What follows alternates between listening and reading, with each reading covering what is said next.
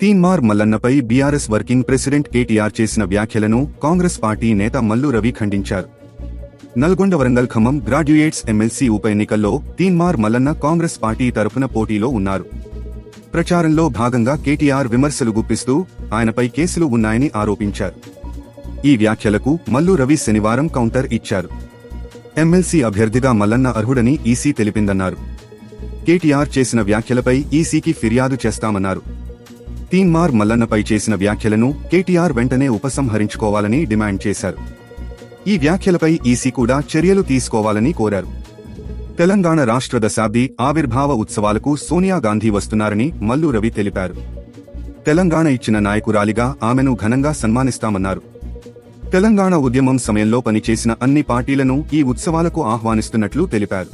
తాజా సమాచారం కోసం లైక్ చేయండి, సబ్స్క్రైబ్ చేయండి.